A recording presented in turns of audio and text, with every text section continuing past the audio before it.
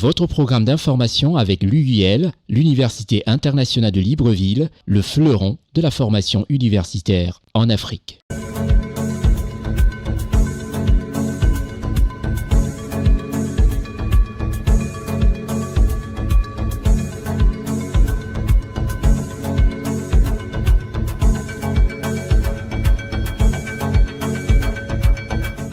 Merci de nous recevoir chez vous à cette émission Constieka All Week News. Dans cette émission qui reprend complètement son rythme habituel, maintenant que les lampions se sont pratiquement éteints sur la canne qui a baissé l'Afrique, qui a bercé d'ailleurs la planète, nous retrouvons le rythme et parler de nos chefs d'État et surtout nos dirigeants politiques qui, eux, n'ont pas arrêté de travailler, n'ont pas arrêté de penser au bonheur de leur population. Nous irons faire un tour du côté du Sénégal, du Gabon, du Congo, du Cameroun, du Tchad, de la Côte d'Ivoire qui rythmera cette émission aussi. Nous parlerons du Bénin. Restez les nôtres, je suis Constieka. Plus besoin de vous dire tout simplement que cette émission parle de politique, parle d'économie et parle aussi de tourisme, montre comme ça tous les aspects du continent africain a priori, et je dirais d'ailleurs exclusivement, où il fait beau vivre, où il faut aller faire un tour, aller prendre des vacances et penser à valoriser notre continent africain. Dans cette émission, ça c'est le volet touristique, et le volet économique, c'est de voir comment l'Afrique bouge, et aussi le volet politique réservé à plus de 60 à 70% sur les travaux de nos chefs d'État. Commençons tout de suite par la Côte d'Ivoire. La Côte d'Ivoire du président Alassane Ouattara. Ce président qui a accroché à son palmarès sportif une 3e étoile, une étoile dorée. 3e étoile, à savoir que la Côte d'Ivoire est championne d'Afrique de football. Nous allons parler de la Côte d'Ivoire et surtout d'un volet politique qui se rattache à la construction, à l'urbanisme dans ce très beau pays. S'il est vrai que le ministère de la Construction, du Logement et de l'Humanisme que dirige brillamment M. Bruno Koné a été un peu l'objet de petits ramdams dans les journaux. Certains journaux, il faut bien le préciser, et réseaux sociaux ont failli un tant soit peu au traitement avec rigueur qu'exige la profession de journaliste. Le quotidien Le Miroir, par la plume de sœur Bamba Alex Suleiman, a recadré avec la dextérité de la profession qu'on lui reconnaît à tous égards, en reprécisant le rôle de journaliste qui doit informer sur la base des faits avérés, puisqu'étant un éducateur et un éveilleur de conscience. Cet acharnement sur le ministère que dirige brillamment le ministre Bruno Nagbane Koné n'avait pas lieu d'être. Reportage Raoul Sankoué. Comme un coup de tonnerre, alors que la Côte d'Ivoire affiche au monde entier un visage des plus radieux sur le plan des réalisations des infrastructures, en témoignent des réalisations colossales en tout point de vue, qu'une affaire impliquant des responsables du ministère de la Construction, du Logement et de l'Urbanisme fait des choux gras d'une certaine presse dont on n'est pas du tout d'accord dans la profession de cet acharnement indigne de notre corps de métier. Nous comprenons aisément la sérénité du ministre de tutelle, M. Bruno Nagbane Koné, qui affiche une sérénité d'autant plus qu'à date, l'instruction ouverte pour parvenir à la manifestation de la vérité suit son cours. Le procureur de la République près du pôle pénal, économique et financier tient à informer l'opinion publique qu'aucune décision d'une quelconque condamnation n'est intervenue et que la procédure est au stade de l'information judiciaire. Ce qui de facto signifie que les inculpés bénéficient en conséquence de la présomption d'innocence.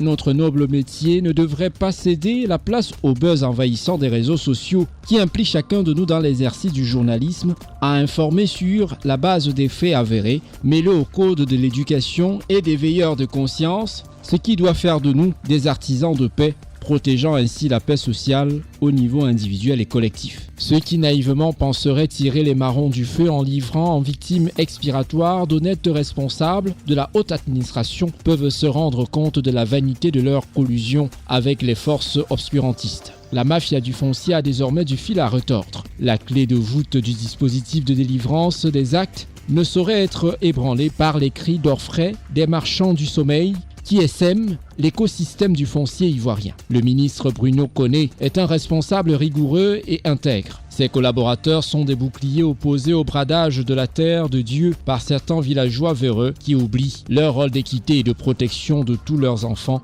et ce, d'où qu'ils proviennent. Dans notre pays, terre d'hospitalité, de fraternité et de solidarité, nous refusons les lynchages. Encore moins de voir les citoyens honnêtes qui s'acquittent de leurs devoirs jetés en pâture aux prédateurs et autres charlatans qui vendent du rêve aux éventuels acquéreurs de terrain habitués par la volonté honnête d'en acquérir. C'est pourquoi l'État à qui appartient la terre doit revenir aux valeurs cultes de la pleine propriété, faire la purge coutumière, dédommager et réguler en toute sérénité les attributions de l'eau. La situation actuelle demande cette décision.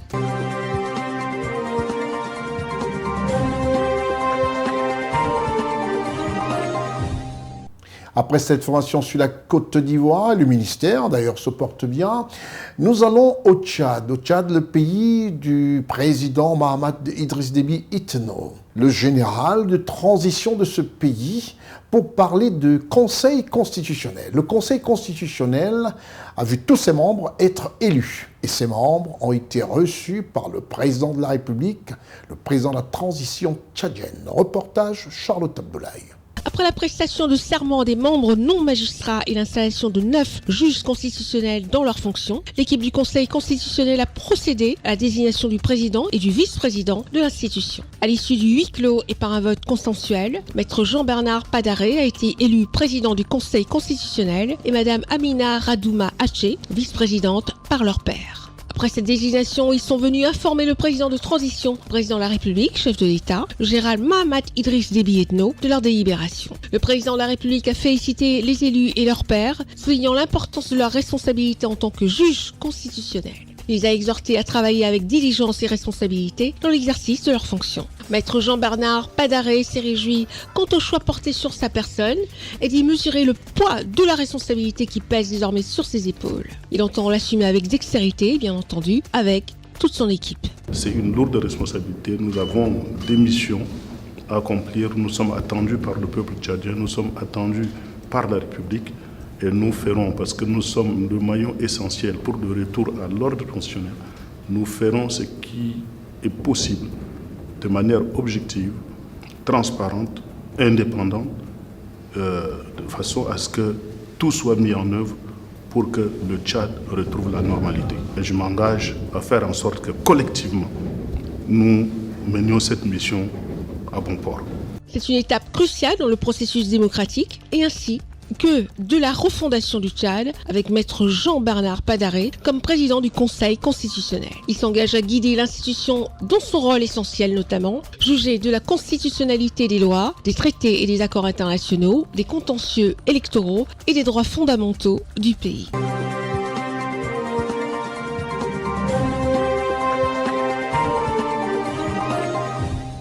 Après le Tchad, nous restons en Afrique centrale avec le Gabon. Le Gabon, où il ne passe pas une heure un jour sans voir au four et au moulin le président de la transition, le général Brice Clotaire Oligui Nguema. Et au Gabon, nous allons parler de cette visite de travail qu'a effectuée le président de la République des Comores au Gabon.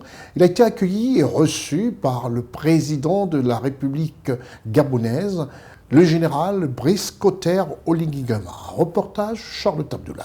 Le président de la transition, chef de l'État gabonais, le général Brice Clotaire Oligui Nguema, a accueilli ce 5 février 2024 à l'aéroport international Léon-Mba de Libreville le président de la République de l'Union des Comores, son Excellence Azali Assoumani, en visite de travail et d'amitié au Gabon. À 2 semaines du sommet de l'Union africaine prévu du 17 au 18 février prochain à Addis-Abeba en Éthiopie, le président comorien Azali Assoumani est arrivé dans la capitale gabonaise pour une visite de travail et d'amitié. Au programme de son séjour de 24 heures en terre gabonaise, le recueillement au mausolée Omar Bongo Ondimba à Franceville, ce mardi 6 février, un tête-à-tête avec le président Brice Clotaire Oligui Nguema et une signature d'accords dans divers domaines, entre autres l'économie. Le Gabon pourrait aussi s'inspirer du savoir comorien dans les domaines de la pêche et de l'agriculture. Le président de la transition, le général Brice Clotaire Oligui Nguema, évoquera avec son hôte le processus de transition au Gabon depuis la prise de pouvoir le 30 août 2023. Leur dernière rencontre au sommet des 3 bassins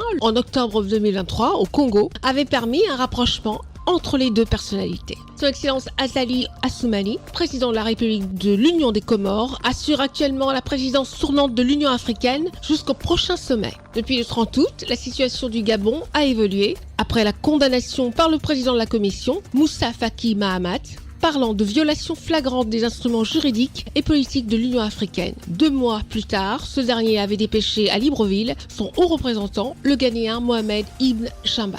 Au sortir de l'audience avec le général Brice Clotaire Oligui Nguema, l'émissaire de Moussa Faki Mahamat avait déclaré « Le Gabon demeure dans l'Union africaine ». Et l'organisation panafricaine a mis un panel d'experts à la disposition du Gabon pour l'assister pendant cette période de transition.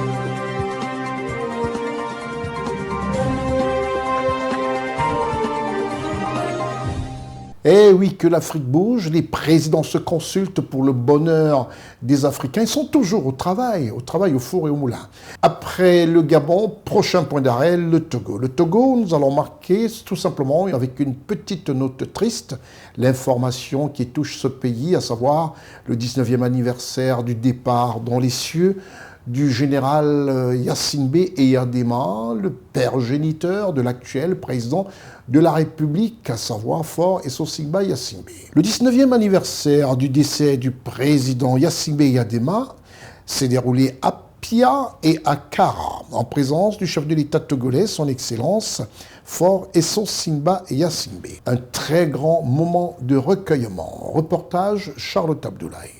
Les cérémonies marquant la commémoration du 19e anniversaire du décès du président Yassimbe Eyadema se sont déroulées à Pia et à Kara les 4 et 5 février 2024 en présence du chef de l'État togolais, son Excellence Faure Essossigba Yassimbe. Les offices religieux ont été ponctués des rappels sur la vie de l'illustre disparu et de l'évocation des valeurs qu'il a portées dans la vie nationale et sur le plan international. Parmi elles, la culture de la paix et de la fraternité entre les nations a valu au général Yassimbe Eyadema une aura et un charisme qui traversent le temps. Plusieurs dirigeants d'Afrique de l'Ouest ont fait le déplacement de Kara pour s'associer à l'hommage rendu au père de la nation togolaise. Il s'agit du général Olusegun Obasanjo du Nigeria, ancien président de la République fédérale du Nigeria, de Nicéphore Soglo, ancien président de la République du Bénin, et des anciens premiers ministres Lansana Kouyaté de la Guinée et Lassina Zerbo du Burkina Faso. Outre les souvenirs et les prières pour le repos de l'âme du président Eyadema, les officiants des différentes confessions religieuses ont imploré la bénédiction et la protection de Dieu sur le Togo, sur le chef de l'État, son Excellence Faure Essossigba Yassimbe, et sur l'ensemble de ses collaborateurs. De temps forts ont marqué ce 19e anniversaire du rappel à Dieu du général Yassimbe Eyadema. Le premier temps fort était la célébration œcuménique par l'Église catholique et l'Église évangélique presbytérienne. Le pasteur Béné Toulassi, dans sa prédication, a relevé les qualités de travailleur du feu général Yassimbe Eyadema. Tous dans nos domaines, par le travail que nous faisons, notre but doit tendre d'abord vers ce noble idéal, servir. Et après, viendra naturellement la contrepartie pour nous, ce qui sera le gain et la satisfaction personnelle. Nous ne travaillons pas pour gagner notre vie, nous travaillons pour servir. La Bible nous enseigne d'ailleurs dans l'Évangile selon Luc, chapitre 12, verset 15, nous citons « Gardez-vous avec soin de toute cupidité, car au sein même de l'abondance, la vie d'un homme n'est pas assurée par ses biens. » Fin de citation. Travailler, produire pour servir, nous voyons l'exemple le plus éloquent dans la nature. Le cas le plus typique est celui des arbres fruitiers. Prenons le manguier par exemple. Il porte ses fruits, non pour lui-même, mais pour les autres. Les fruits seront mangés par les hommes et les bêtes. Les fruits non mangés vont fumer le sol. Les gaz qui s'en échappent vont dans l'atmosphère. Ainsi, le manguier, comme les autres arbres fruitiers, travaille pour les autres, pour la nature. Le deuxième temps fort de cette cérémonie était la prière musulmane. Pour cette communauté, le général Yassimbe Eyadema a consacré sa vie à la consolidation du développement, du bien commun, mais surtout de la paix. Grand visionnaire et guidé essentiellement par l'intérêt général et l'amour pour la patrie, l'action du groupe a été sa force. La vie de Papa Eyadema s'inscrit dans un grand document à 2 tomes. Le tome 1 nous enseigne les grandes valeurs de la paix et l'intérêt à les sauvegarder. Et le tome 2 nous rappelle la nécessité de maintenir la cohésion nationale et de poursuivre la consolidation du patriotisme et de la souveraineté du Togo, quels que soient les fléaux qui s'opposent. C'est pourquoi, en ce moment où nous prions pour le Père de la Nation, nos prières vont vers les pays où la paix est menacée et particulièrement ceux de la sous-région ouest africaine. Puisse Allah éloigner de nous ces phénomènes qui, depuis un moment, tentent de déstabiliser l'unité sous-régionale pour laquelle Papa Eyadema avait beaucoup œuvré. 19 ans après le décès du président Eyadema, l'implication du Togo dans la recherche de la paix reste notable.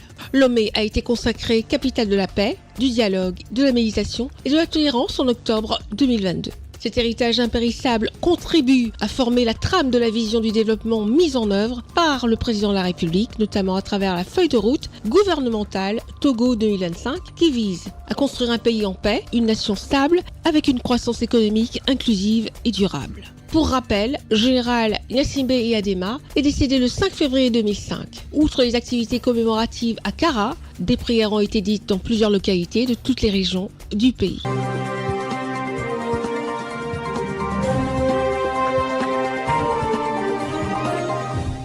Eh oui, le 19e anniversaire du départ dans les cieux du général Gnassingbé Eyadema nous amène tout de suite, avant de parler du Cameroun, qui sera notre prochaine escale, de vous présenter notre partenaire officiel, à savoir l'Université internationale de Libreville. L'Université internationale de Libreville, reconnue d'utilité publique grâce à son partenariat avec l'État, est un établissement privé d'enseignement supérieur à vocation scientifique et technologique composé, entre autres, de l'École polytechnique de Libreville, de la Faculté de droit et de sciences politiques, de l'Institut international de recherche biomédicale et biotechnologie, de l'Institut supérieur de gestion et d'économie appliquée. Et sa toute nouvelle école de médecine et de pharmacie. Son ouverture sur le monde du fait de ses partenariats avec les prestigieuses universités et institutions internationales lui permettent de s'arrimer à plusieurs systèmes de formation et de délivrer des diplômes reconnus. DUT, licence, ingénieur, master recherche et professionnel, exécutive MBA, doctorat. Venez vous former à l'exécutive MBA de l'UQAM Canada au métier de l'économie, gestion, du droit et de la science politique de l'industrie médicale et pharmaceutique. Devenez technicien supérieur ou ingénieur à l'Université internationale de Libreville, le fleuron de la formation universitaire en Afrique.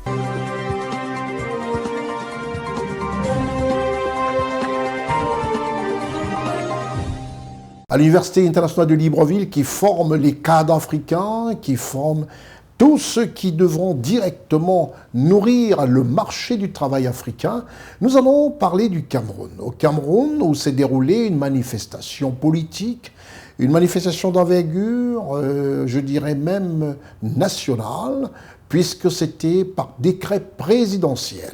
En présence de plusieurs personnalités dans la région du littoral, au Cameroun, et surtout dans la capitale économique Douala, le nouveau préfet du Vouri a été installé. Reportage Stéphane Egou, Raoul Sankoué. La cérémonie solennelle d'installation de Siliar Marim Vogo comme le nouveau préfet départemental du Vouri s'est tenue ce mardi 6 février 2024 à la place de la Besséké. Cette cérémonie de passation de commandement entre le préfet sortant Benjamin Boutou et entrant du Vouri, Siliar Marim Vogo, a été présidée par le gouverneur de la région du littoral, Samuel Dieudonné Iva Diboa, en présence des membres du gouvernement, des élus locaux, des autorités traditionnelles et religieuses, les opérateurs économiques, les membres de la société civile et de plusieurs autres personnalités. Celui-ci n'a pas manqué de rappeler au nouveau préfet ses missions et les grands défis qui l'attendent. Monsieur le préfet, en utilisant les mécanismes prévus par les textes en vigueur, les instructions de la hiérarchie, en étant juste, en évitant de succomber aux tentations,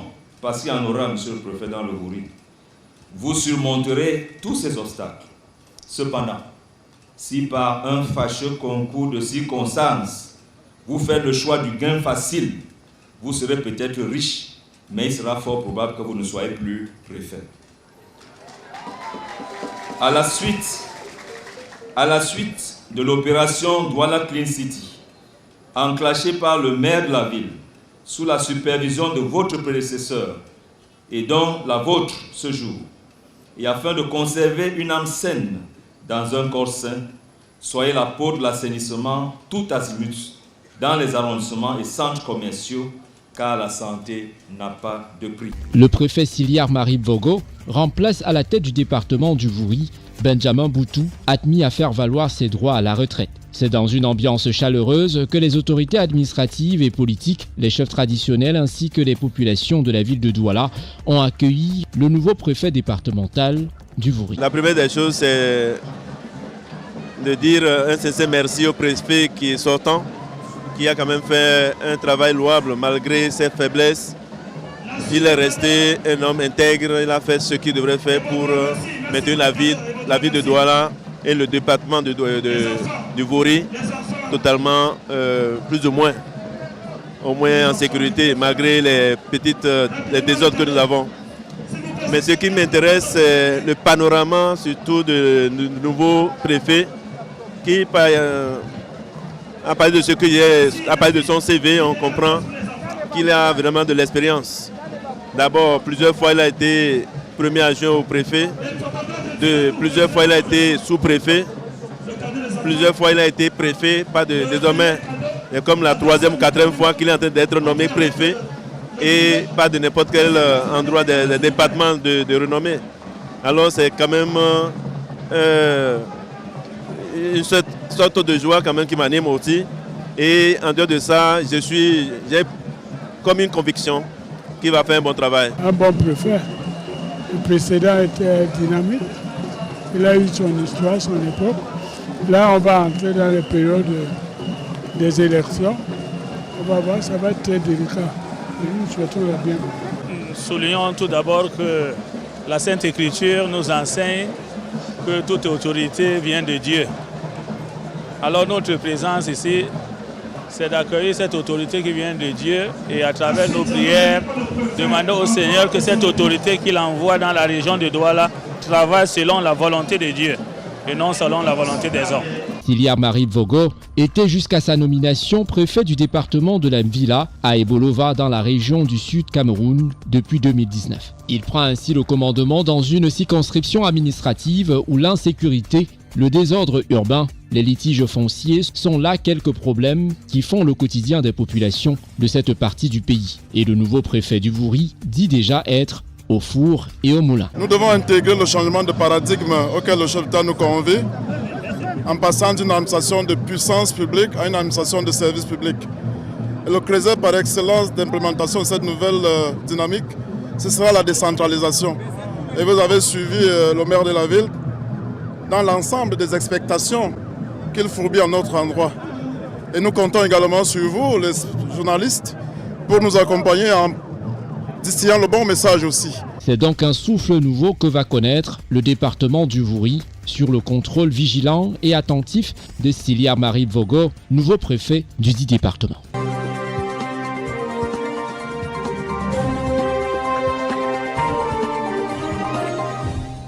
Allons tout de suite au Bénin, le pays du président Patrice Talon. Patrice Talon, qui à travers une conférence de presse n'est pas allé de main morte, a pris les choses en main en décriant une situation qui mine l'UMOA, qui mine la CEDEAO. Le président de la République du Bénin, son Excellence Patrice Talon, clarifie sa position sur le retrait des États qui composent l'AES de la CEDEAO, à savoir le Niger, le Mali et le Burkina Faso. Une situation quelque peu inquiétante et qui a attiré l'attention fort belle du président de la République du Bénin et qui ne va pas de main morte avec des mots précis, comme nous le reporte ici Charlotte Abdoulaye. Le ramollissement du chef de l'État béninois, son Excellence Patrice Talon, dans la crise nigérienne, le temps des menaces et des exigences de la CEDEAO n'est plus à l'ordre du jour. Le président de la République du Bénin, son Excellence Patrice Talon, est agacé par des sanctions qui ont trop duré. Nous sommes les premiers à vouloir que les sanctions s'arrêtent. Moi, je suis pressé d'enlever les sanctions. Ça parce que ça pose des préjudices graves au Bénin. Non. Et je veux que les Béninois le sachent, ça. Ça cause des préjudices au Bénin, c'est sûr. Mais ça cause plus de préjudices au Niger qu'au Bénin. Nos frères nigériens souffrent plus que nous de ce qui se passe. Et ce sont nos frères et sœurs. Donc il est temps pour nous de lever ces mesures-là, qui n'étaient pas destinées à durer. Le président de la République du Bénin, son Excellence Patrice Talon, va plus loin en appelant ses pairs de la CEDEAO d'accepter la volonté de Niamey, Bamako et Ouagadougou. Si j'ai l'occasion de l'exprimer au sein de la conférence des chefs d'État, je le dirai, c'est qu'il faut tout laisser tomber. Que veulent les Maliens? C'est OK. Que veulent les Burkinabés? C'est OK. Que veulent les Nigériens? C'est OK pour que cette décision de séparer les peuples n'aille pas plus loin que l'intention ou que la déclaration. On peut le dire, revenir. Le chef de l'État béninois, son Excellence Patrice Talon, est loin de dédouaner les autorités de Niamey. Si la situation s'est dégradée, c'est aussi leur responsabilité dans la mesure où elles ont rompu tout contact. Et on a passé ce message au Niger. Je l'ai fait à titre personnel. On dit le moment est arrivé où nous devons dire, bon, maintenant, trêve des discussions, des relances, des recommandations, des sanctions et consorts. Dites-nous exactement ce que vous voulez, on va vous accompagner. J'ai dit, moi, personnellement, je suis prêt, au sein de la conférence des chefs d'État, à défendre la position qui est la mienne aujourd'hui en disant, le moment est arrivé pour qu'on fasse trêve de tout ça et qu'on repart de zéro et qu'on prenne acte de ce qui se passe. Et si les autorités nigériennes nous disent ce qu'ils veulent.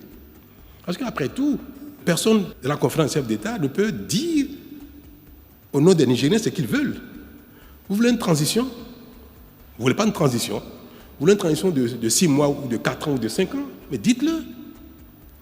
Puisque la responsabilité nous impose de ne pas statuer dans le vide. Pour statuer, il faut quelque chose. Dites-nous ce que vous voulez, on va statuer dessus et puis on va vous accompagner. Parce que le peuple du Niger est en difficulté avec ces sanctions-là depuis. On n'a pas de réponse. Oui à la levée des sanctions, oui au dialogue. Le chef de l'État béninois est contre le retrait des 3 pays de la CEDEAO. J'ai parlé au téléphone avec un des 3 présidents. À un moment donné, il faut tout dire. Et je lui ai dit, c'est pas bien.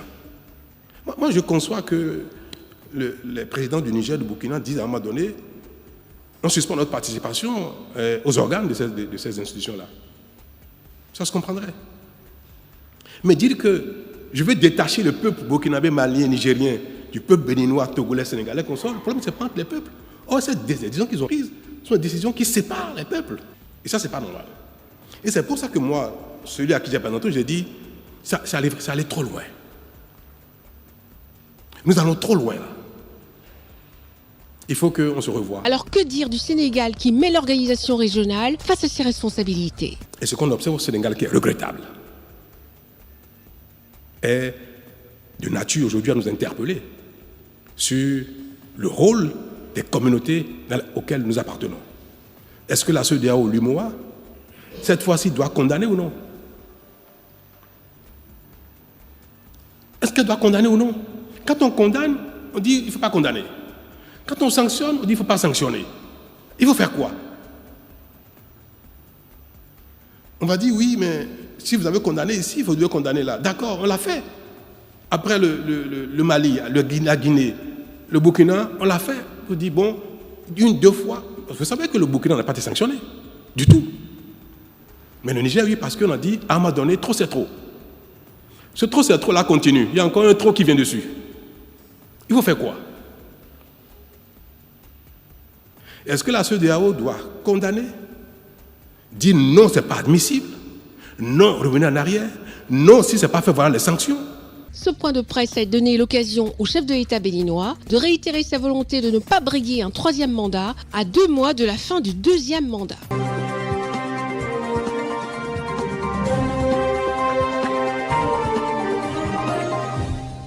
Nous quittons le Bénin pour la Côte d'Ivoire. Nous allons parler d'un département ministériel, le ministère de la Défense nationale, présidé par le ministre d'État, ministre de la Défense nationale, M. Téné-Birahima Ouattara.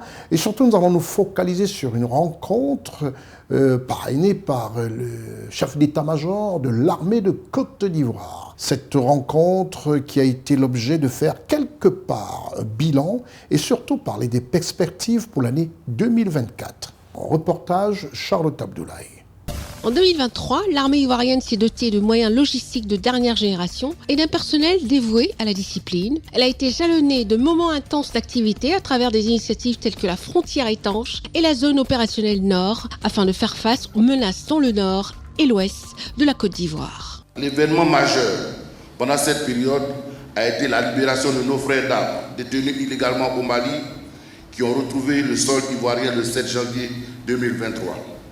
La reconnaissance du travail bien fait s'est illustrée à travers la médaille des armées décernée à plus de 1000 militaires en 2023. En ce qui concerne l'armée de terre, elle poursuit toujours sa montée en puissance avec l'acquisition récente de 5 hélicoptères légers type H-125. Quant à la marine nationale, l'État de Côte d'Ivoire a renforcé ses capacités avec l'acquisition de 2 patrouilleurs de haute mer, de 2 vedettes blindées et d'un système de drone. Les FACI ont rempli avec brio leur mission spécifique. Dans son allocution de circonstance, le chef d'état-major général des armées, le général de corps d'armée Lassina Doumbia, a mis à profit le cadre de cette rencontre bilan pour partager avec ses collaborateurs un aperçu des défis à venir de l'armée ivoirienne. Les efforts entrepris par le gouvernement durant l'année écoulée devraient se poursuivre durant l'année 2024, selon notre plan d'action FACI 2025 et conformément à la vision portée par le président de la République, chef suprême des armées, à qui j'exprime ma profonde reconnaissance. Il s'agira d'adopter une stratégie intégrée visant à renforcer substantiellement notre capacité, tant en ressources humaines que techniques et technologiques, de sorte à marquer notre présence dans les 4 dimensions. Oui, en plus de nos espaces traditionnels, terre, air et mer, il est plus qu'urgent que nous considérions le cyberespace comme le nouvel espace de conflictualité duquel nous ne pouvons nous permettre d'être absents. Il a été noté lors de cette rencontre tenue au cercle mixte de l'état-major général des armées que les forces armées de Côte d'Ivoire resteront mobilisées pour maintenir l'environnement sécuritaire en Côte d'Ivoire.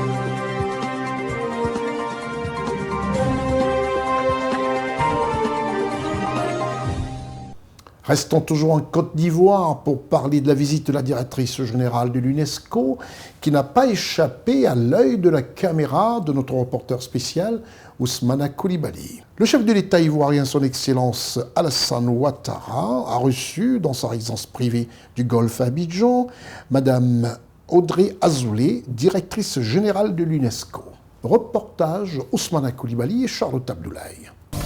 Le président de la République de Côte d'Ivoire, son Excellence Alassane Ouattara, s'est entretenu ce samedi 10 février 2024 à sa résidence avec la directrice générale de l'UNESCO, Madame Audrey Azoulay. Le président Alassane Ouattara a salué l'étroite coopération entre la Côte d'Ivoire et l'UNESCO dans les domaines de la culture et de l'éducation et remercié la directrice générale de l'UNESCO pour son soutien constant à notre pays. Comme vous le savez, l'UNESCO a une forte coopération avec la Côte d'Ivoire et je ne cesserai jamais de remercier Mme Azoulay qui nous a toujours soutenus dans ce domaine important, aussi bien de la culture que de l'éducation.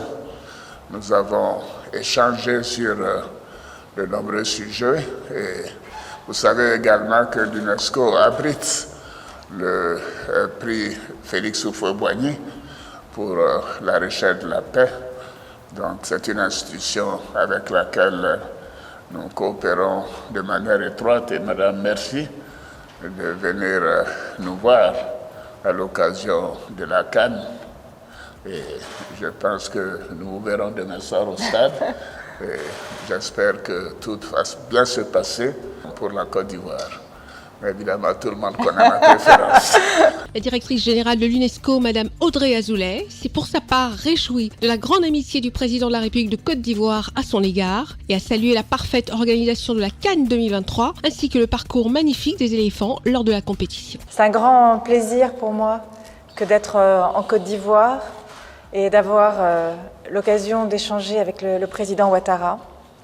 D'abord parce que c'est un moment de grande amitié, succès, réussite pour la Côte d'Ivoire avec l'organisation de cette CAN. Toute l'organisation jusqu'à présent et le parcours en plus magnifique de l'équipe nationale font de cet événement une grande réussite.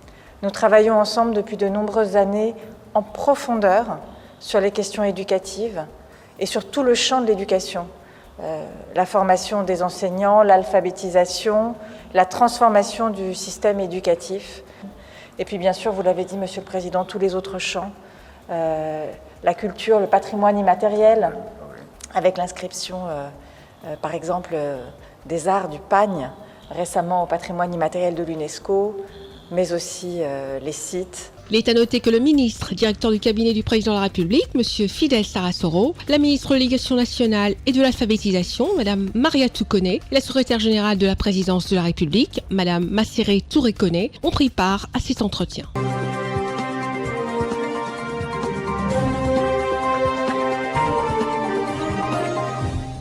Après cette visite de la directrice générale de l'UNESCO, nous repartons au pays du président Faure Essossi-Mayasimbe, c'est-à-dire le Togo, ce petit havre de paix, ce petit îlot, je dirais, ce petit pays mais grand de par ses compétences et surtout par tout ce qu'il génère. Le président de la République du Togo, son Excellence Faure Essossi-Mayasimbe, a accordé une audience au révérend pasteur Oxopark. Reportage Charlotte Abdoulaye.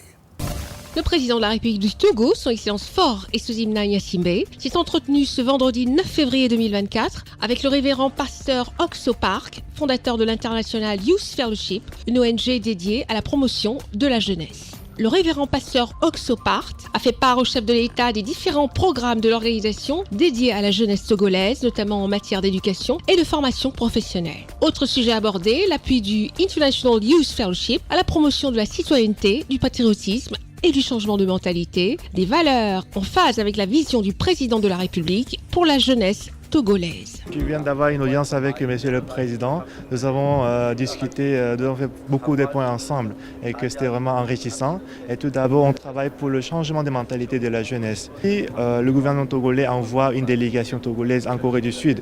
Ils vont voir notre formation, ce que nous faisons. Et après, si c'est bon, on va envoyer nos professeurs pour le changement de mentalité, pour éduquer les jeunes, pour inculquer le patriotisme. Comme la Corée s'est développée, on croit que le Togo peut devenir un grand pays, qu'on a fait vraiment des discussions enrichissantes et nous sommes prêts pour travailler pour le Togo avec beaucoup de projets de construire 100 centres de formation pour la jeunesse. International Youth Fellowship est une ONG sud-coréenne présente dans plusieurs pays. Elle est engagée depuis 2001 dans la formation de la jeunesse en développement personnel, leadership et entrepreneuriat, ainsi que dans la construction du multiculturalisme, la promotion de la diversité culturelle, des valeurs républicaines, du leadership et du développement humain.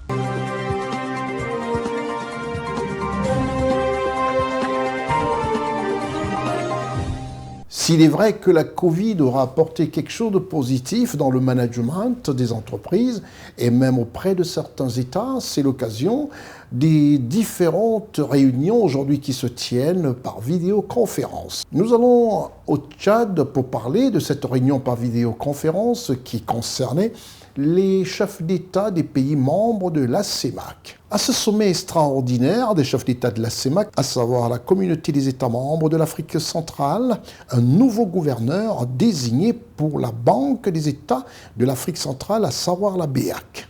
Reportage Charlotte Abdoulaye. Le président de la transition, président de la République du Tchad, chef de l'État, le général Mahamat Idriss Déby Itno, a participé ce 9 février 2024 par visioconférence à une session extraordinaire de la conférence des chefs d'État et de gouvernement de la CEMAC. Convoqué par le président en exercice de la CEMAC, le président de la République de Centrafrique, le professeur Faustin Archange Touadéra, cette session a acté la nomination du nouveau gouverneur de la BEAC et du directeur général. Le gouverneur sortant, le tchadien Abbas Mahamat Toli, a été, quant à lui, adoubé par les chefs de l'État de la CEMAC comme candidat au poste de président de la Banque africaine de développement, la BAD. Cette session extraordinaire de la conférence des chefs d'État de la CEMAC a discuté de la vacance de pouvoir à la tête de la Banque des États de l'Afrique centrale, occasionnée par la fin du mandat de M. Abbas Mahamat Toli, ainsi que d'autres réajustements à opérer à la tête de quelques institutions communautaires. Le président Faustin Archange Touadéra, président en exercice de l'institution communautaire, qui a présenté le décor de la rencontre, a énuméré les points essentiels à débattre qui portent sur les nominations au poste de gouverneur et directeur général de la BEAC et du secrétaire général de la COBAC, Commission bancaire de l'Afrique centrale. Mais d'abord, la parole a été donnée au gouverneur sortant, M. Abbas Mahamat Toli, pour la présentation de son rapport. C'est dans un contexte très difficile caractérisé par la récession économique, notamment la chute des cours des matières premières, l'insécurité dans la sous-région, le Covid-19 et la guerre russo-ukrainienne que s'est déroulé le mandat, mais M. Abbas Mahamat Toli, grâce au soutien multiforme des chefs d'État de la communauté, a su insuffler une dynamique économique réconfortante dans la zone CEMAC. C'est un bilan exhaustif énumérant les réalisations, les réformes structurelles, ainsi que les défis qui se posent à la dynamique de l'institution que M.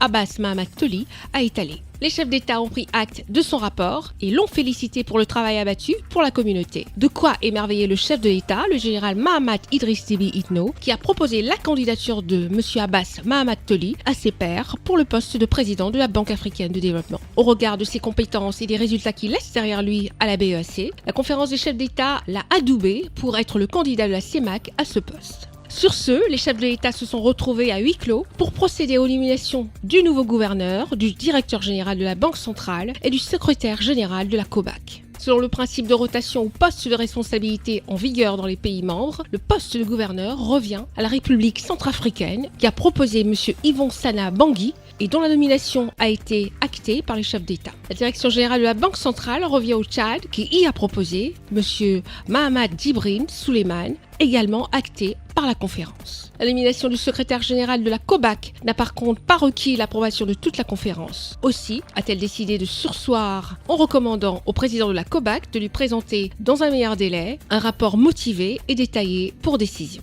En attendant, c'est la Centrafrique qui continue à assurer ce poste en dépit du principe de non-cumul des responsabilités à la tête des institutions de la CEMAC par un même pays.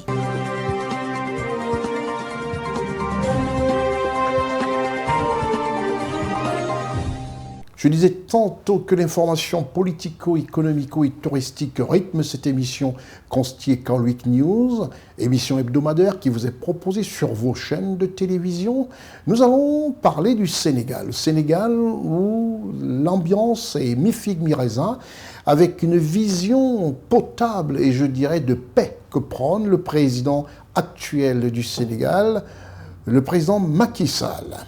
Le Sénégal, comme je le disais tantôt, qui est entre le oui et le non pour les reports des élections présidentielles, mais selon la vision du président Macky Sall, qui s'est exprimé d'ailleurs avec clarté et respect pour son peuple et pour la paix au Sénégal. Cette vision n'obéit qu'à une seule chose, permettre au Sénégal d'organiser les élections présidentielles sans remous dans la paix. Reportage Raoul Sankoué. Le président de la République du Sénégal, son Excellence Macky Sall, a défendu sa position liée au report des élections présidentielles prévues le 25 février au 15 décembre 2024, tout en refusant les accusations selon lesquelles il tenterait de s'accrocher au pouvoir après cet acte de report des élections. Je suis pour un processus inclusif, transparent et apaisé qui permette un passage de relais dans la douceur et dans la paix. C'est ça qui est le plus important pour notre pays aujourd'hui. Vous avez raison, l'Afrique de l'Ouest aujourd'hui vit des moments extrêmement difficiles. Ce n'est pas au moment où moi j'ai fini mon terme que je vais m'inventer une nouvelle carrière de dictateur ou de non-démocrate. C'est un tableau qu'on peint, mais qui ne correspond pas à mon profil, qui ne correspond pas à ma personnalité et qui ne correspond pas à la réalité. La réalité, c'est que s'il n'y avait pas eu ces contestations crescendo, malgré les manquement, on aurait pu aller vers les élections. Selon le président sénégalais, le pays a besoin de plus de temps pour résoudre un déficit concernant la disqualification de certains candidats. Le report de la présidentielle au Sénégal provoque de violentes manifestations malgré l'appel au dialogue. Le dialogue, pour moi, peut démarrer à tout moment à partir de la semaine prochaine, mais je pense qu'il y a des préalables si nous voulons qu'il soit une réussite. Et parmi ces préalables, c'est d'abord d'établir la confiance entre les acteurs et c'est l'apaisement. Il faut apaiser et aller au dialogue. Donc peut-être d'ici quelques semaines, 1 ou 2 semaines maximum, si les acteurs l'acceptent, je constate avec beaucoup d'intérêt de plus en plus d'acteurs qui sont d'accord pour l'idée du dialogue.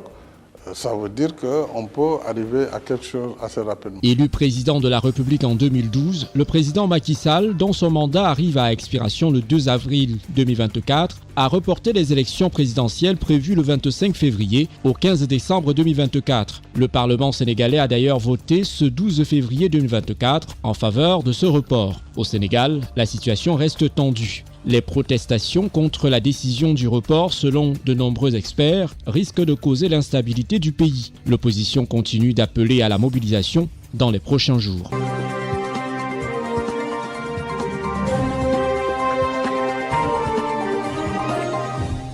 S'il est vrai que les lampions sont éteints comme ça sur le stade Ebimpe de Côte d'Ivoire, où la Côte d'Ivoire, les éléphants de Côte d'Ivoire ont brillamment gagné leur 3e étoile, je dis bien brillamment gagné leur 3e étoile, c'est le lieu aussi ici de rappeler que cette compétition, la CAN, ne permet ni à un pays de faire une faveur à un autre pays.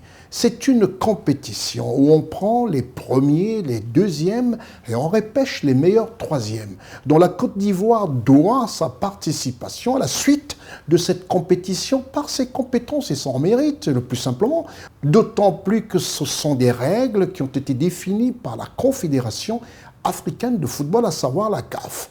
La Côte d'Ivoire s'est retrouvée meilleure troisième et ainsi a parcouru son chemin avec un patriotisme avéré et a fini par gagner sa propre CAN organisée en Côte d'Ivoire. C'était toute à la joie du chef de l'État de Côte d'Ivoire, son Excellence, le président Alassane Ouattara, qui a tout mis en œuvre pour permettre aux 23 pays qui ont pris d'assaut la Côte d'Ivoire de passer un mois de ferveur, un mois où rien n'est à redire.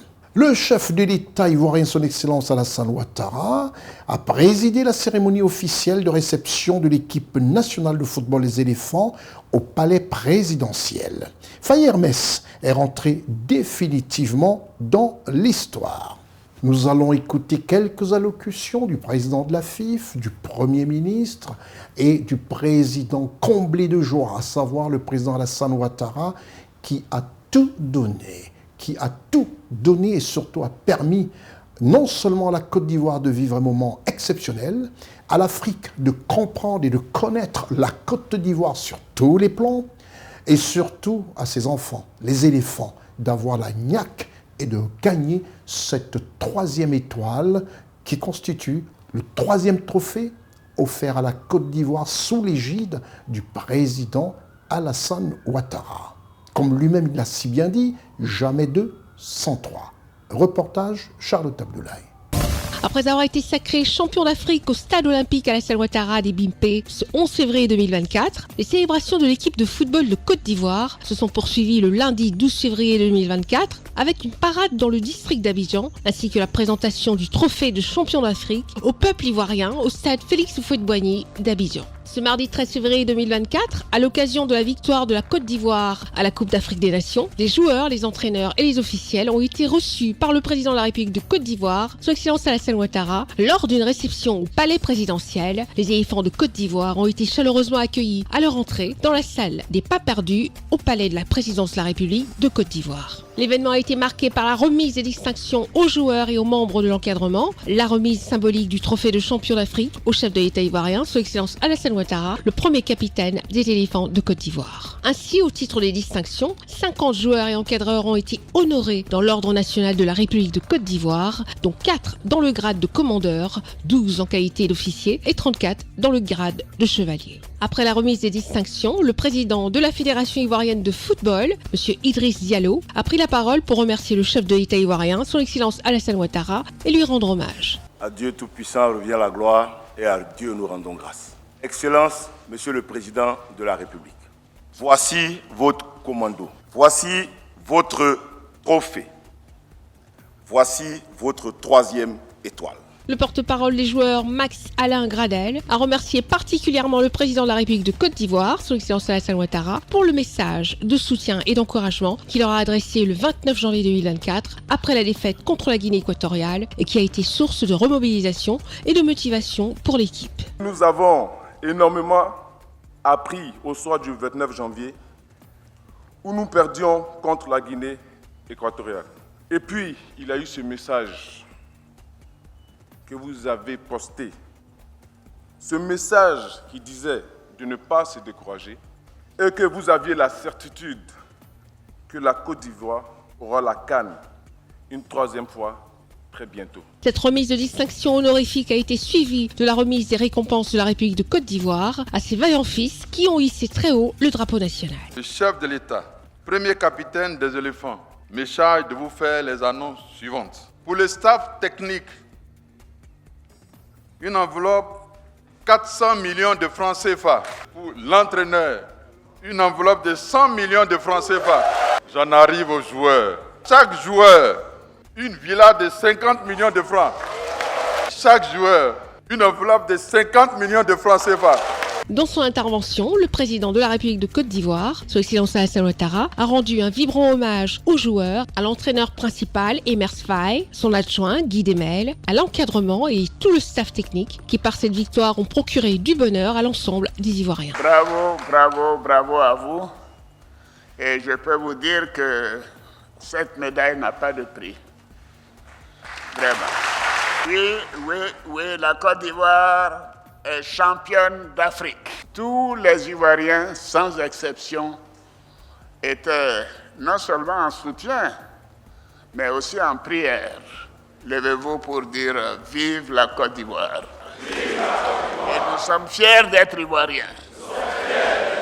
Merci beaucoup. Merci.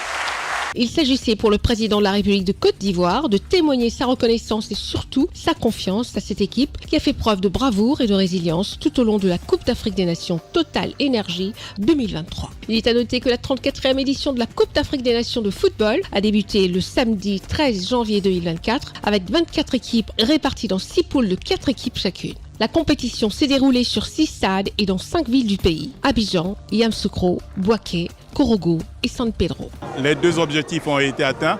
Nous ne pouvons que remercier Monsieur le Président de la République, chef de l'État, qui a soutenu la candidature de la Côte d'Ivoire à l'organisation et qui a mis tous les moyens pour que les infrastructures sportives, non sportives, puissent être mises à la disposition des 24 équipes. Nous voulons donc profiter de cet instant-là pour rendre gloire à Dieu, parce que celui qui a permis aujourd'hui que la Côte d'Ivoire soit au sommet de l'Afrique, il a démontré tout le parcours de cette compétition. Je pense que c'est une parfaite occasion de communion entre les Ivoiriens, mais c'est une parfaite occasion également de se projeter dans l'avenir.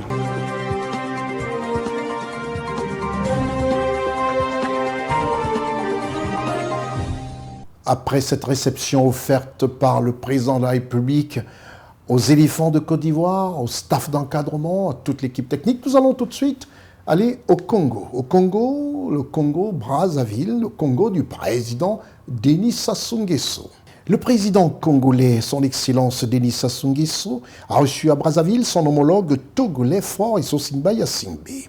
Dans un tête-à-tête entre les 2 chefs d'État, nombreux sujets sur la coopération entre les 2 États ont été à l'ordre du jour. Reportage Raoul Sankoué. Le président de la République du Togo, son Excellence Faure Essosimna Gnassingbé, a entamé ce mardi 13 février 2024 une visite d'amitié et de travail au Congo. Il est un peu plus de 12 heures quand l'avion transportant le chef de l'État togolais s'est immobilisé sur le tarmac de l'aéroport international Maya Maya. Il a été accueilli à son arrivée à Brazzaville par son homologue congolais, son Excellence Denis Sassou Nguesso. Un accueil fraternel, signe de l'excellente relation d'amitié et de coopération qui lie le Congo et la République du Togo. Plus tard, les deux dirigeants ont eu un entretien en tête-à-tête, au cours duquel ils ont passé en revue la coopération bilatérale, notamment dans les domaines de l'économie, du commercial et de l'environnement. Pour rappel, depuis le règne de Feu Eyandema, l'ancien président de la République du Togo, dont son Excellence Faure Essosimna Gnassingbé est l'illustre successeur, la fraternité créée a donné aux relations entre les deux pays une qualité fondée sur le respect mutuel ainsi que sur la considération. Les deux peuples se vouent une affection qui a tissé des liens insolubles dont la vitalité et l'enthousiasme n'ont pas faibli depuis l'accession au pouvoir du président de la République du Togo, son Excellence Faure Essosimna Gnassingbé. La dernière rencontre en date entre les deux dirigeants remonte au 3 décembre 2023 à Dubaï, aux Émirats arabes unis, lors de la COP28. Ils y avaient fait le tour de la coopération bilatérale entre les deux États ainsi que le point sur l'actualité africaine et internationale.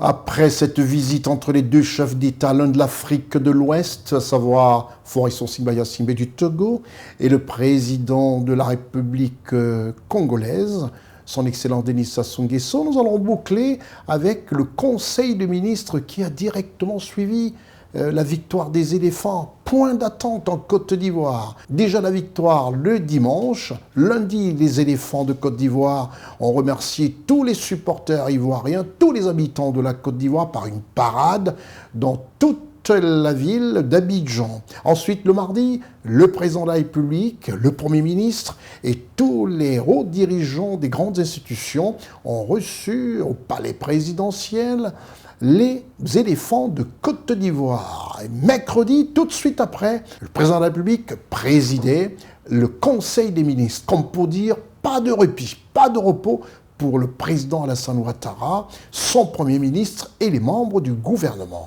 Nous allons parler de ce Conseil des ministres juste après la réclame.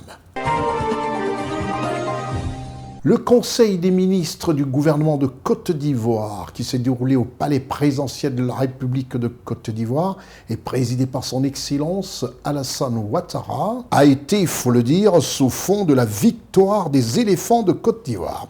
Il a s'agi entre autres à ce Conseil des ministres de la jeunesse ivoirienne, de l'impact du programme Jeunesse Gouvernement à fin 2023 auprès de la jeunesse ivoirienne et pour la jeunesse aussi dans nombreux secteurs tels définis dans le cadre du PJ Gouv 2023-2025.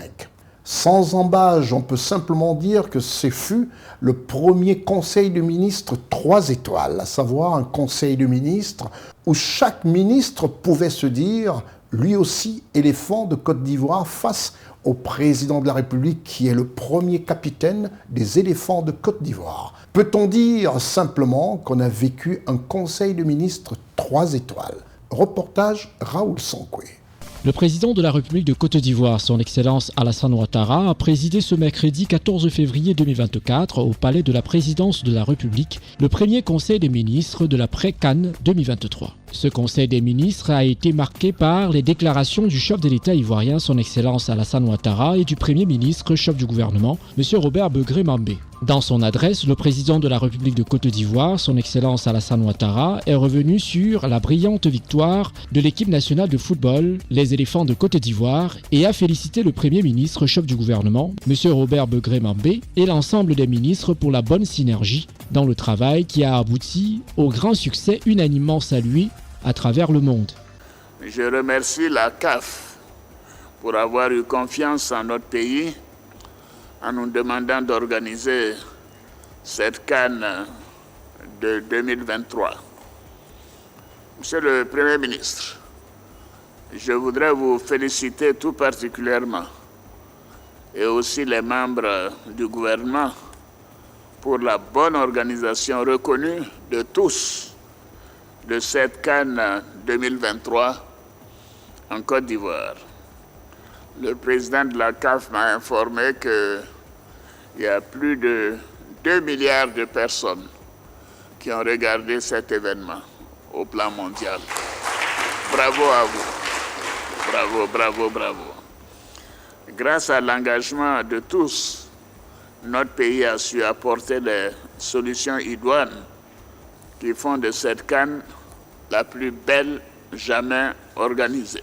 Bravo à nos enfants, bravo aux éléphants, vive la Côte d'Ivoire. Pour sa part, le Premier ministre, M. Robert Begré-Mambé, a indiqué que le président de la République de Côte d'Ivoire, son Excellence Alassane Ouattara, est une chance pour la Côte d'Ivoire au regard de toutes les performances et prouesses enregistrées depuis des années sous son égide et son leadership. Excellent Monsieur le Président de la République, vous êtes une chance pour notre pays. Comme le diraient les Ivoiriens, Dieu est dedans.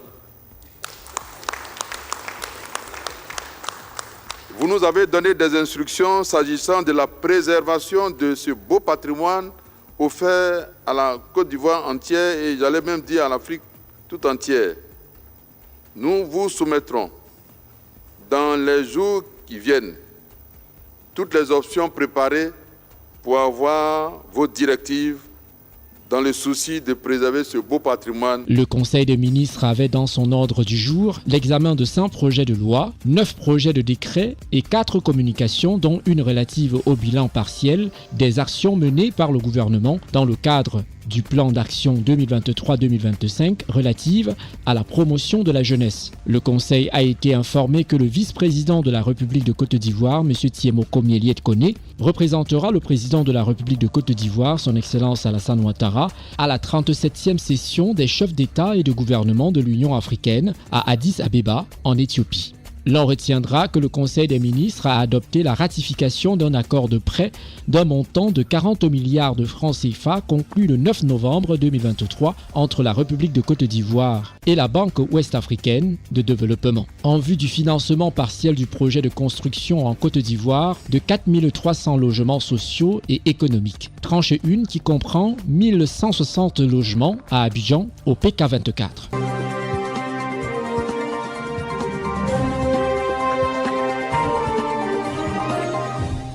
Après ce conseil de ministres présidé par son Excellence le Président Alassane Ouattara, plus besoin de vous demander de rester scotché sur votre petit écran 24 heures sur 24, c'est normal, et aussi sur les www.cnnetv.ci, qui est cette chaîne 24 heures sur 24 qui vous procure de l'information et tout ce que vous voulez savoir. C'était votre programme d'information avec l'UIL, l'Université internationale de Libreville, le fleuron de la formation universitaire en Afrique. C'est terminé pour ce programme, mais je donnerai quelques petites vacances à mes équipes de reportage qui ont été à Korogo, San Pedro, Bouaké, Yamoussoukro, Abidjan, les 2 stades et Bimpé et le stade Félix Houphouët-Boigny pour couvrir cette CAN 2023, l'édition 2023. Et ils sont rentrés essorés. C'est vraiment avec difficulté qu'ils ont assuré le tournage de cette émission. Je profite ici pour remercier toute l'équipe de CNN et leur donner 2 jours de vacances pour essayer de reprendre des forces après cette CAN. Je suis Consti Eka. Au revoir.